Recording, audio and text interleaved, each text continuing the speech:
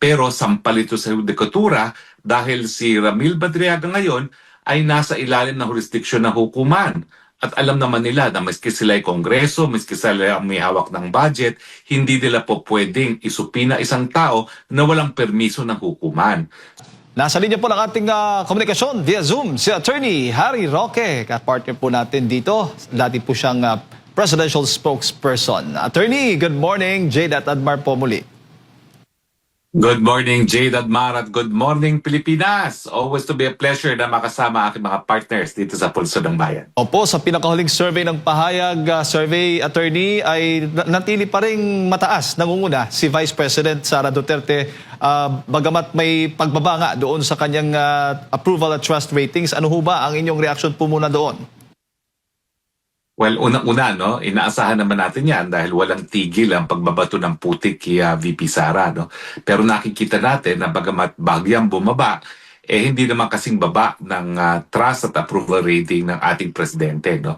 Ito'y nagpapakita na bagamat binuhos na ng lahat ng putik ng Marcos administration ang pwede nilang ibato kay VP Sara, nananatili pa rin pinagkakatiwalaan at aprobado pa rin ng taong bayan ang mga gawain ni Vice President Sara Duterte. At sa gitna nga po niyan, Attorney, ay inaasahan po o nakatakda nga itong pagpapatuloy ng House Committee on Justice sa impeachment, sa pagdinig doon sa mga impeachment complaint laban po sa Vice Presidente. At kahapon nga din ay nagkaroon ng press con ang Ombudsman Remulla at kinumpirma na natanggap niya yung subpoena doon sa mga dokumento patungkol nga dito sa hinihinging salin ng House Committee on Justice.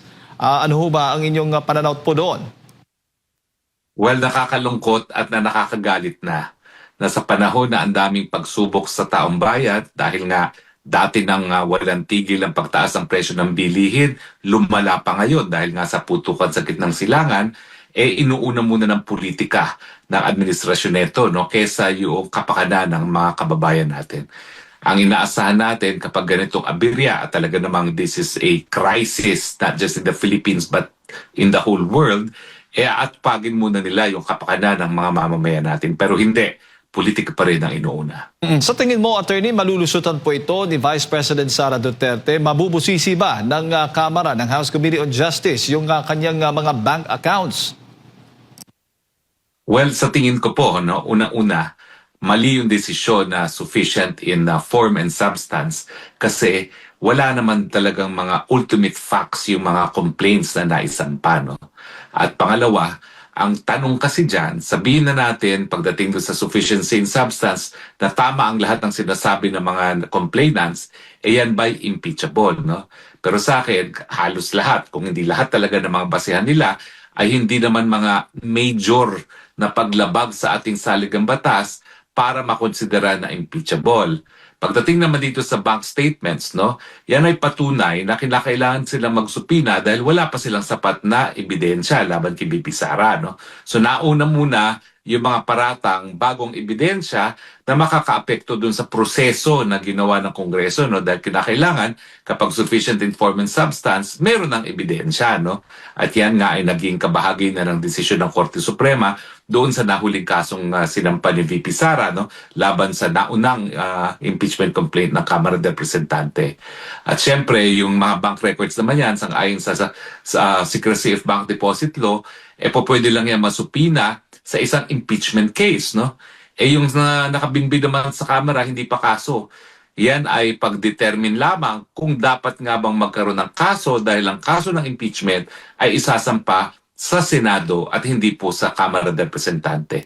So hindi po siya kabahagi doon sa mga exception sa Bank Secrecy Law at ibig sabihin yan, walang kapangyarihan ang Committee on Injustice na magsupina ng bank statements ni VP Sara. Maging yung self-proclaimed bagman na si Ramil Madriaga, Attorney, ay pinahaharap din doon sa impeachment proceedings o itong ang pagdinig ng Kamara dyan po sa impeachment complaints laban sa Vice President. Alam mo yung supinang yan ay sampal sa hudikatura bilang co-equal branch of government. Alam naman ng mga congressman na yan na nakakulong itong si Madriaga dahil nga sa kaso ng kidnapping na 2 counts, no? Na ako ang tumatayong private prosecutor, no? Pinagkaita ng hukuman ng piyansa dahil malakas ang ebidensya laban sa kanya. Pero sampal ito sa judikatura dahil si Ramil Madriaga ngayon ay nasa ilalim ng jurisdiksyon ng hukuman. At alam naman nila na maski sila ay kongreso, maski sila ang may hawak ng budget, hindi nila po pwedeng isupina isang tao na walang permiso ng hukuman. So hindi dapat supina ang inisyo nila kung hindi dapat sila ay naghain ng motion para nga mapaharap itong si Madriaga dahil walang bisa ang kanilang supina kapag ang isang tao ay nakakulong sang-ayon na rin at dahil nga sa isang mandamiento de arresto na inisyo ng isang hukuman. So sa tingin ko, kasalanan naman ito ng House of Thieves, Committee of Injustice, dahil talagang linalabag nila yung prinsipyo na pantay-pantay ang hudikatura, ang legislatura at ang ehekutibo. Attorney, sa ilalim ba ng batas, pwede ba talagang maging witness o maging resource person yung mga nakakulong na tulad na lamang nitong si Ramil Madriaga? Well, ang tanong mo, maaari. Palaging po pwede. Po pwedeng maaari. Dapat ba silang paniwalaan? Hindi. Dahil ang sinasabi nga ng jurisprudence, no, para mapaniwalaan ang isang bagay, kinakailangan kapanipaniwala at dapat nanggagaling rin sa isang kapanipaniwalang tao. Ito naman si Madriaga na sentensyahan na yan ng bitay, no, nung minsan dahil nakonvict din siya para sa isang kaso ng kidnapping. At ngayon na naman, 2 counts of kidnapping at ako pa mismo ang nag-handle ng complaint laban sa kanya. No? So sa akin, he is a polluted source at bukod pa dyan, paano siya magtitistigo sa hukuman? Kinakailangan mo ng pumayag ang hukuman na siya magtestigo at pwede naman tumanggi ang hukuman, lalo na ngayon na may pulisiya ang Korte Suprema na pati doon sa pag-attend sa mga hearings ng mga kaso kapag nakakulong ang preso, dapat umapir lamang via live streaming, no, at hindi na personal, no. So hindi ko alam kung anong gagawin ngayon ng Kamara, pero yung mga supina na ini-issue nila pagpapakita ng walang respeto at pagbabastos sa ating hudikatura. Opo, marami ding, ilan po ang nagsasabi ng mga kritiko po ng Vice Presidente na takot lamang ang Vice Presidente o pangalawang Pangulo na dumalo o doon sa pagdinig ng Kamara kaugnay nga dito sa impeachment case laban po sa kanya. Attorney. Ano naman nagkatatakot ng ating Vice Presidente? Unang-una, hindi naman kapanipaniwala si Madriaga. Alam mo ba, nung linilitis namin ang kaso doon pa lang sa preliminary investigation, wala naman sinasabi si Madriaga na siya ay naging empleyado ng Vice President o kaya naman siya ay naging alagad ng batas dahil pwede niyang nagamit yun as part of his defense, no, para sa 2 counts of kidnapping. Walang ganyang sinabi si Madriaga. Ang sinabi lang niya, siya ay hindi po pwedeng naging participant sa kidnapping dahil habang nagaganap ang kidnapping, siya nag-a-attend ng isang Sara Parallel Affair, no, ng isang grupo na nangangalang ISIP, no. At bukod pa dyan, yung sinasabi nilang confidential fund, hindi ko alam kung paano sila mag-iimbestiga dyan kasi hindi naman tatawaging confidential fund yan kung dapat magkaroon ng public discussion dito sa mga pera na ginamit as confidential funds kasi nga ito ay related sa national security, no? So kahit anong pilit na gawin nila, confidential ang tawag dyan, hindi po pwede isa publiko. Opo. Attorney, hanggang kailan kaya makakaiwas ang Vice Presidente dito nga po sa mga impeachment complaint na inihain laban po sa kanya? Habang palpak at bano ang ating mga di umano'y mga mambabatas kung paano talaga dapat ipatupad ang impeachment. Ang dami ng desisyon dyan. At ako naman po, I am proud of the fact na yung kauna-unahang desisyon kung saan nagbigay linaw ang ating Korte Suprema kung paano talaga ang dapat na proseso ng impeachment ay kaso na aking hinain, no, para pigilan yung impeachment ni dating Chief Justice Davide. hindi pa sila natuto dahil ang desisyon na yan na-amplify na doon sa desisyon nga ng Duterte versus House of Representatives. No? Ang gagawin na lang nila talaga, babasahin ng mabuti ang mga desisyon na yan, hindi pa marunong magbasa. Bago ko lang ipasa kay partner Admar, alam po natin na may inihain pong petisyon ng kampo po ng mga Duterte laban nga po dito sa impeachment proceedings. Baga, hinihiling na maglabas ng temporary restraining order laban nga dito sa ginagawang pagdinig ng House of Representatives attorney. Hindi naman ho ito makakaapekto, legally speaking, dito nga po sa pagpapatuloy ng ginagawang pagdinig ng House of Representatives? Well, siyempre, titigil yan kapag nag-issue ng temporary restraining order ang Korte Suprema. No?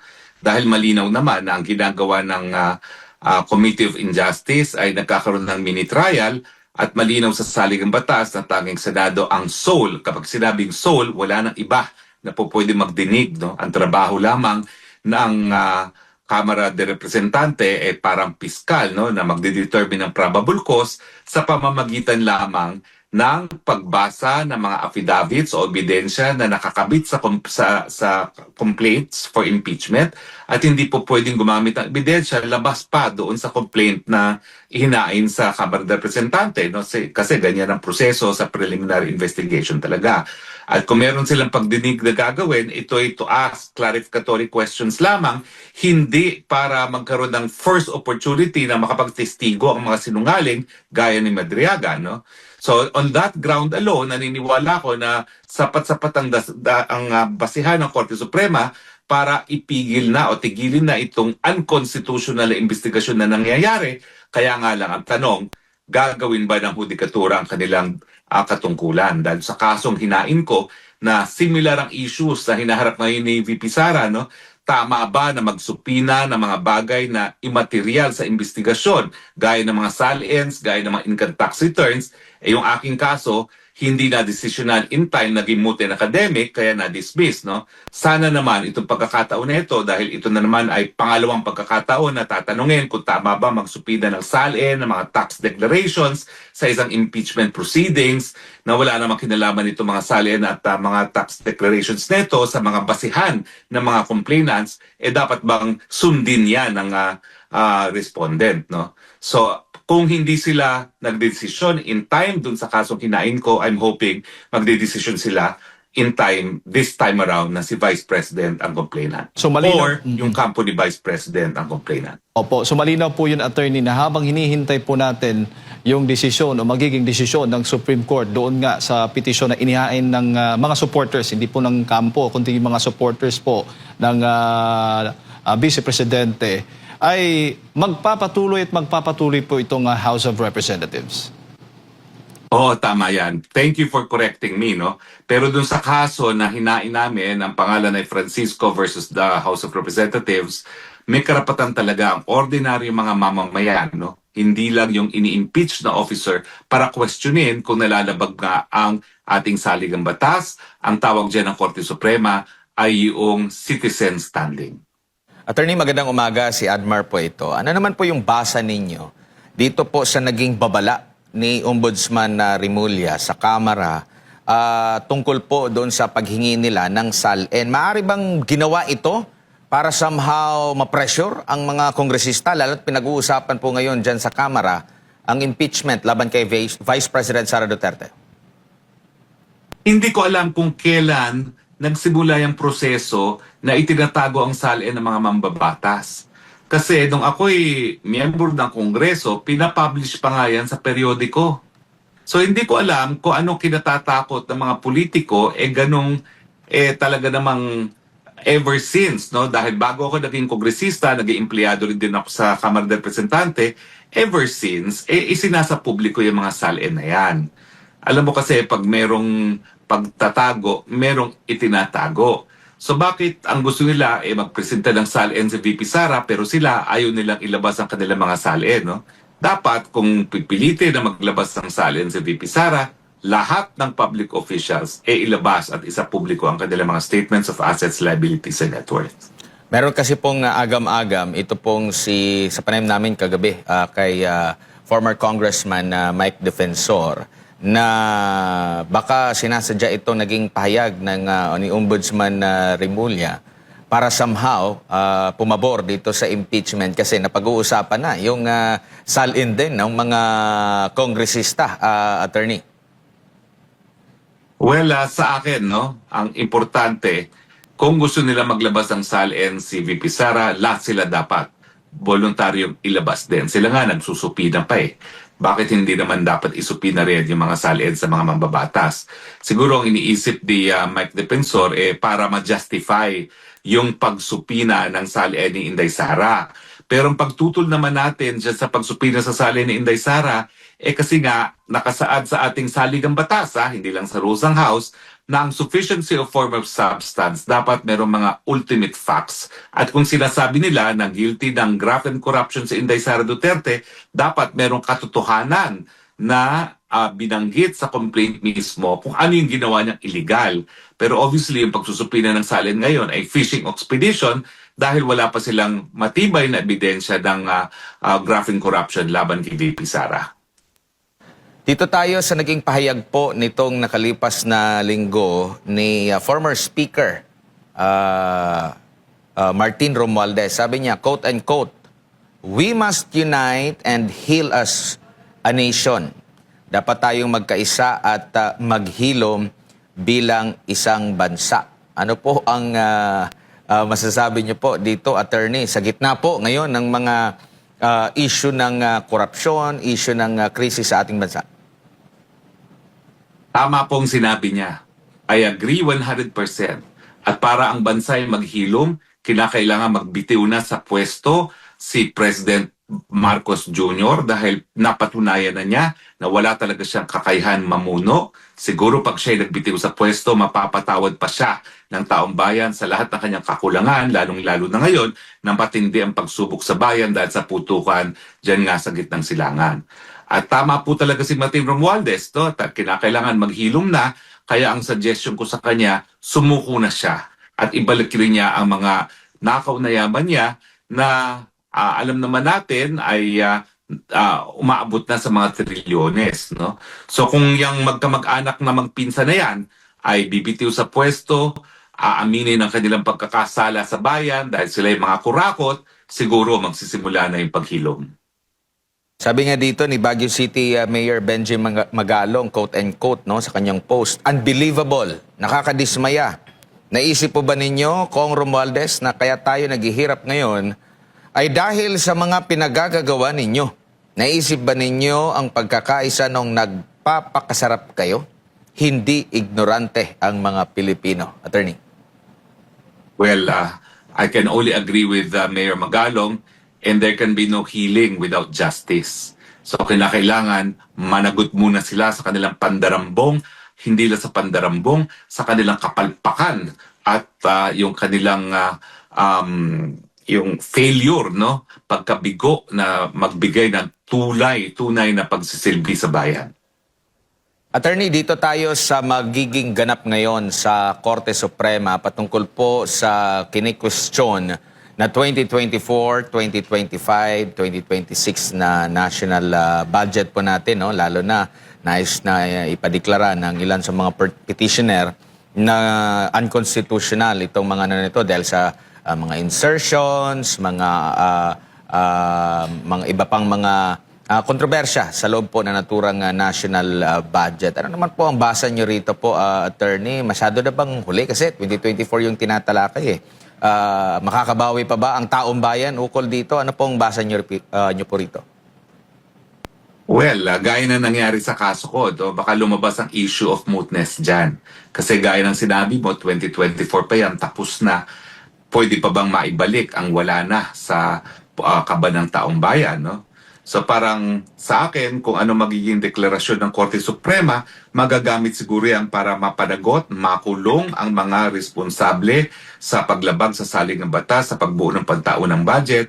Pero syempre, too late na hero kasi nga maibabalik pa ba yung mga pondo na yan, no? Tignan nyo nga ang nangyari dyan sa PhilHealth, no?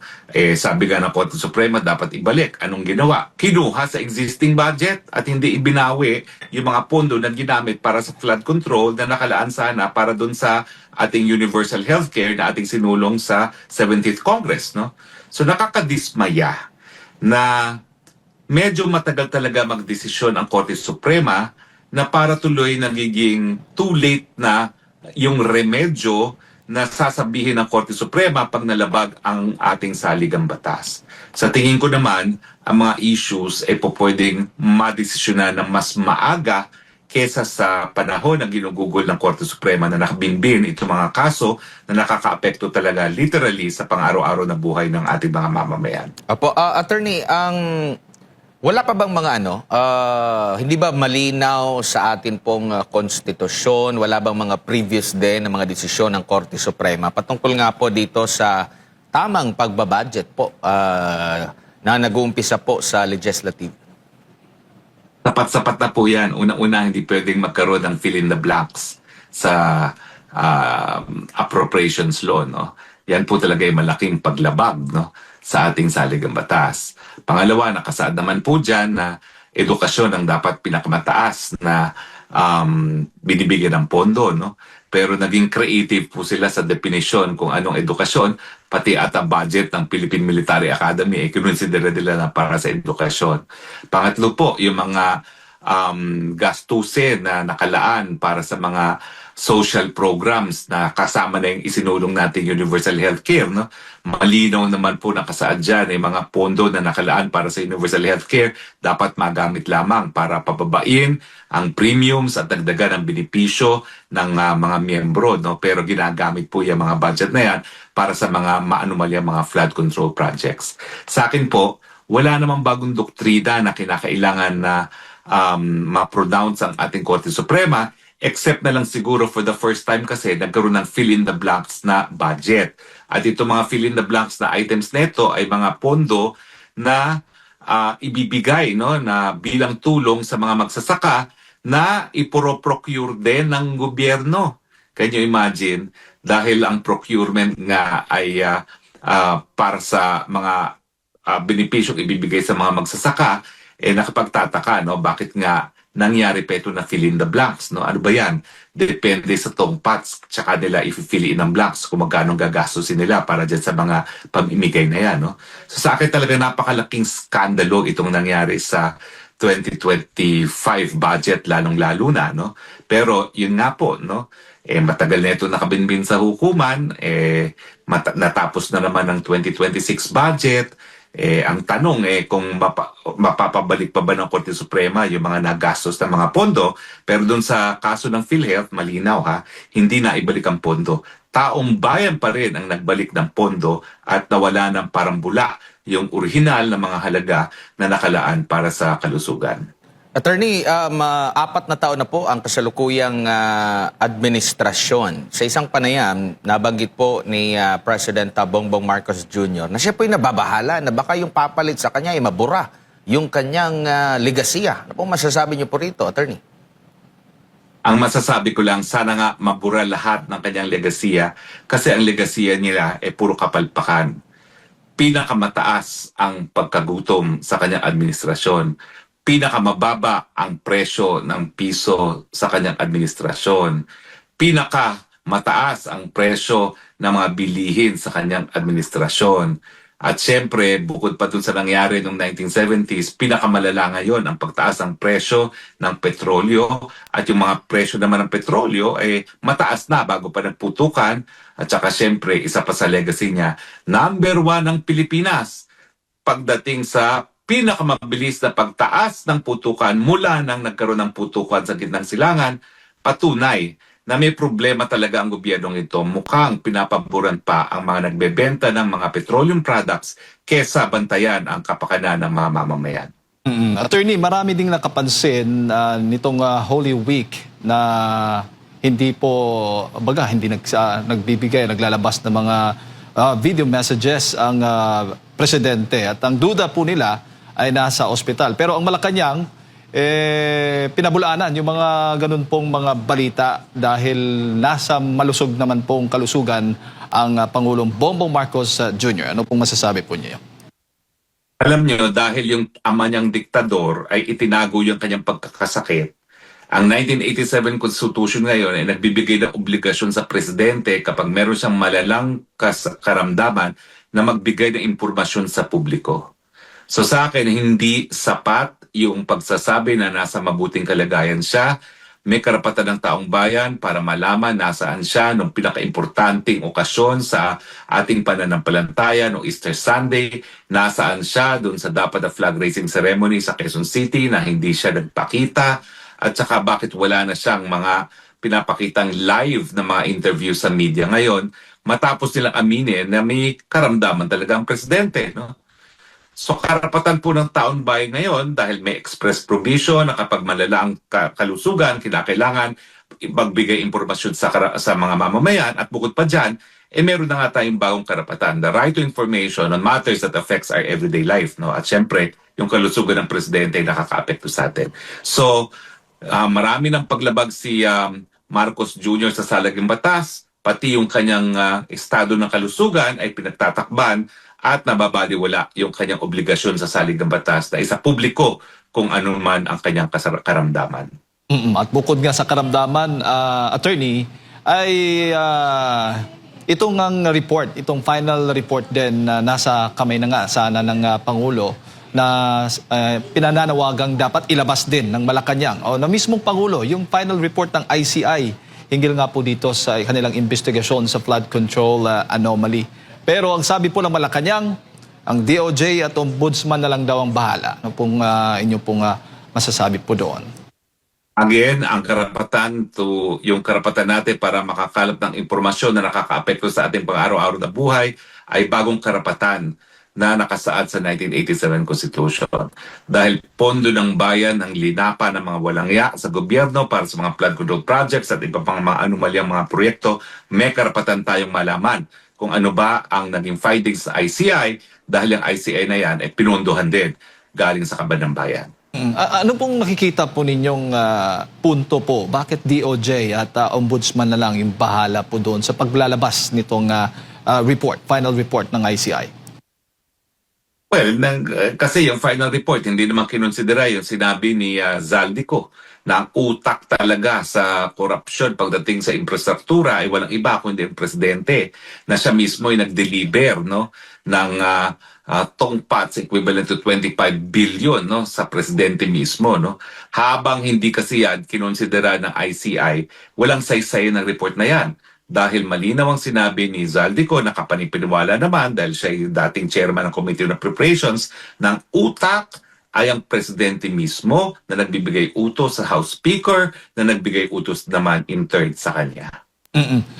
Attorney, papaano po ito ang magiging yung sinabi ho ba, yung naging pahayag ho ba ni dating Congressman Zaldico ay mga gagamit ho ba ng Supreme Court sa kanilang gagawing oral arguments ngayong araw na ito patungkol nga doon sa mga unprogrammed funds? Well, siguro hindi magagamit yan kasi hindi siya public document, hindi pa siya in affidavit form, no? So kung nakikinig si Zaldico, dapat siguro gawin na niyang in affidavit form ang lahat ng mga bilanggit niya sa kanyang mga broadcast at isumiti na, no, nang magamit naman yan as public documents. Po. Attorney, huling topiko na lang patungkol nga po dito sa issue ng krisis po natin ngayon sa langis dulot nga nitong tensyon sa Middle East. Kayo ho ba ay pumapabor po doon sa pagsuspende sa excise tax at iba pang mga tax para po maibsa naman yung bigat na nararamdaman ng ating mga kababayan? Nandiyan na yung batas na yan, hindi pa ginagawa ni Marcos Jr. Unang-una. Pangalawa, hindi lang yung buwis ang nagpapataas ng presyo, yung kita rin ng mga oil companies. Dati-rati kasi, sabihin natin 10 piso dati ang gasolina, 2.5 pesos lamang, 2 pesos 50 cents lang ang kita ng kumpanya kasi hanggang 25% lang ang ginagawa nilang tubo. Ngayon naging 100 pesos, bakit naman natin sila papayagan na 25 pesos ang kanilang kikitain? Wala na ba silang ibang ginagawa kundi mag-angkat at magbenta rin ng kaparehong gasolinang produkto naman, no?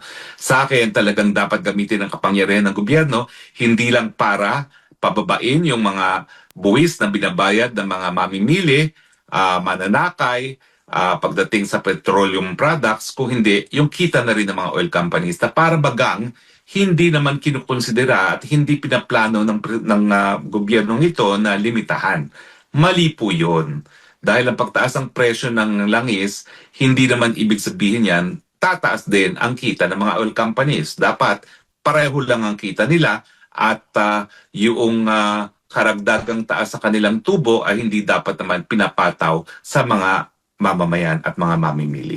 Sa tingin po ninyo, Attorney, panahon na para kontrolin ng gobyerno, ng Pangulo mismo, yung mga oil companies o itong produktong supply po natin ng langis sa ating bansa, considering na nakikita po natin na kapag may mga tensyon, tulad na dyan sa Middle East, ay biglang nagtataasan po ng presyo yung mga oil companies kahit na may stock pa sila na hindi pa mula doon sa import na apektado nga nitong krisis.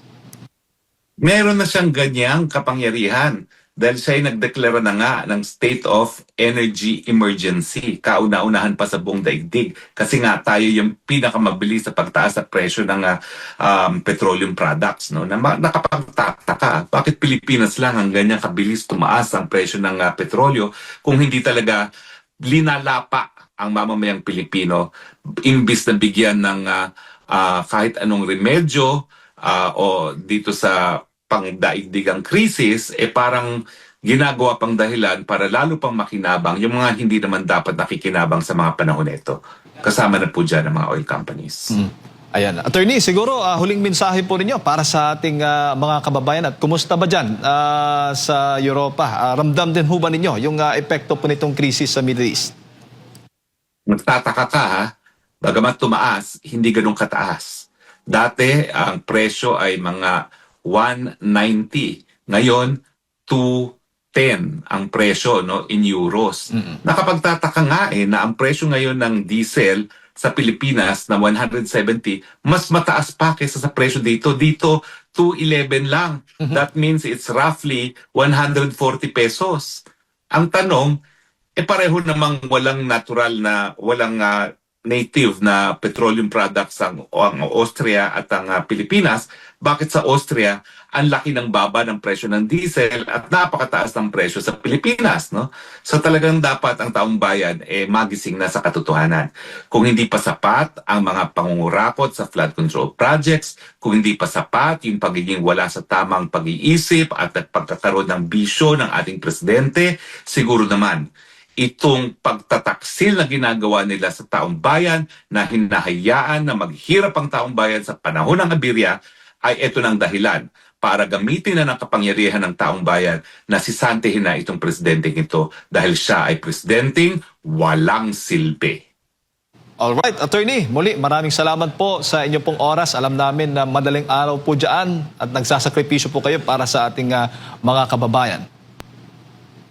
Para sa ating mga kababayan, para sa ating mga partners, para sa Diyos at Bayan, maraming salamat din po. Mga kababayan, si Attorney Harry Roque, dati po presidential spokesperson, kapartner po natin dito sa ating programa mga kapartners. Ang inyo pong natunghayan na kasama po natin napakinggan, nagkaugnay nga po dito sa iba't ibang mga issue na hinaharap po ng ating bansa sa ngayon.